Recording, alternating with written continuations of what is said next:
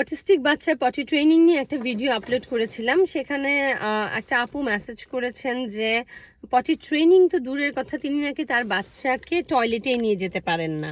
So এইখানে আমি কিছু বিষয় বলবো যে পটি ট্রেনিং ব্যাপারটা না, আমরা তো নিউরোটিপিক্যাল মানুষ, আমাদের জন্য একরকম, আর যারা অটিস্টিক বাচ্চা তাদের জন্য আরেক রকম। তারা খুবই সেন্সিটিভ হয়, তাদের অনেক ধরনের প্রবলেম হয়, auditory problem, visual problem, sensory problem. আপনাকে না, আমি সবসময় বলি একজন অটিস্টিক বাচ্চার মা হিসেবে আপনাকে একজন ইনভেস্টিগেটর হতে হবে, ঠিক আছে?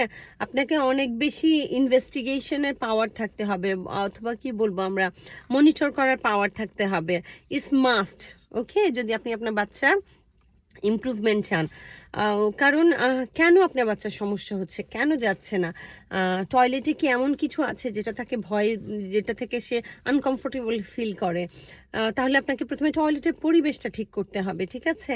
যদি হয় যে টয়লেটে এমন কোনো স্মেল সে পছন্দ করছে না, বা টয়লেটে এমন কোনো ভিজুয়াল আছে যেটা সে পছন্দ করছে না, বা টয়লেটের যে সেন্সরি ইস্যুগুলো, জিনিসগুলো পায়ে লাগার পর যেরকম সে ফিল করে সেটা সে পছন্দ করছে না, আপনাকে এই বিষয়গুলো মনিটর করতে হবে। হ্যাঁ, you are thinking it's a huge job, but you have to do that. Who gonna do for you? অনেক বাচ্চা দেখা যায় যে, সেই জন্য আমি বলছি যে পটি ট্রেনিংয়ের আগে টয়লেটের পরিবেশ ঠিক করা অনেক বেশি জরুরি। আপনি কিছু কার্টুন লাগাতে পারেন যেটা বাচ্চাকে আনন্দ দিবে, ঠিক আছে? আপনি বসার অভ্যাসের জন্য একটু আইপ্যাড বা মোবাইল সেট করার জন্য একটা ছোট শেলফ লাগাতে পারেন, যেখানে আপনি আইপ্যাডটা চালা দিলেন, বাচ্চা বসবে। বাচ্চা বসার কথা বলার আগে একটা কথা বলি, আপনার বাচ্চা যে টয়লেটে বসছে, ঠিক আছে, অনেক অটিস্টিক বাচ্চার কিন্তু মাসেলসের প্রবলেম থাকে, তারা সব পশ্চারে বসতে পারে না। তাহলে আপনার বসার সিটটা কমফোর্টেবল করতে হবে। ও যে টয়লেটে বসার পরে ওর কি পাটা ঝুলে থাকে, একটা পা যখন ঝুলে থাকে সেই সময় কিন্তু হাগুর জন্য যথেষ্ট প্রেশার দেওয়া যায় না।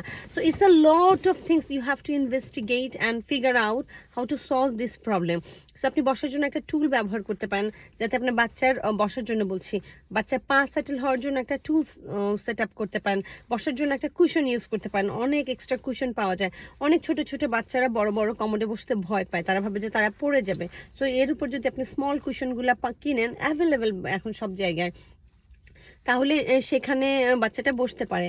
আর যাদের ইংলিশ কমোড নেই, নর্মাল কমোড, বাচ্চাটা যে ওই পজিশনে বসবে তার মাসেল স্ট্রেংথ আছে কিনা, সে ওইভাবে বসতে ট্রেন্ড কিনা, সো আপনাকে এই সবগুলো বিষয় মেক শিওর করার পরে আপনার বাচ্চা টয়লেটে বসবে।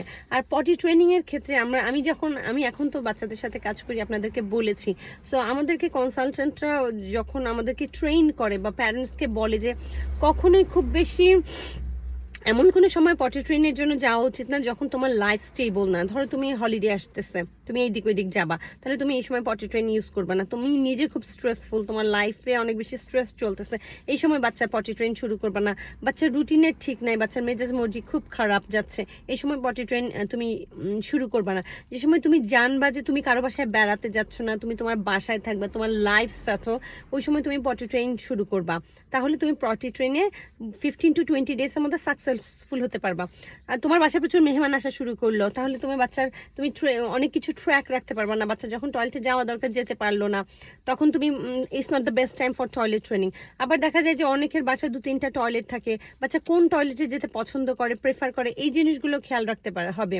সো যেটা বলছিলাম যে toilet train is not just toilet train, it's internal external lot of issues. Okay, বাংলাদেশের বাচ্চাদের জন্য বলছি যে বাংলাদেশের টয়লেটগুলো ফ্লোর ভিজা থাকে, আপনার বাচ্চাকে কমফোর্টেবল ভিজা ফ্লোরে পা দেওয়ার জন্য। সো আপনাকে এক খুব ভালো মনিটর করার ক্ষমতা থাকতে হবে বাচ্চাকে।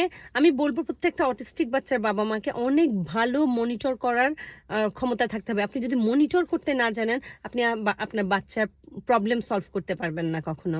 So be a investigator and solve your child's problem. আর কোনো কোশ্চেন থাকলে প্লিজ কমেন্টস বক্সে কোশ্চেন করবেন, আমি এগুলোর অ্যান্সার ভবিষ্যতে দেওয়ার চেষ্টা করব based on my experience and knowledge. Okay, that's all for today. Bye bye.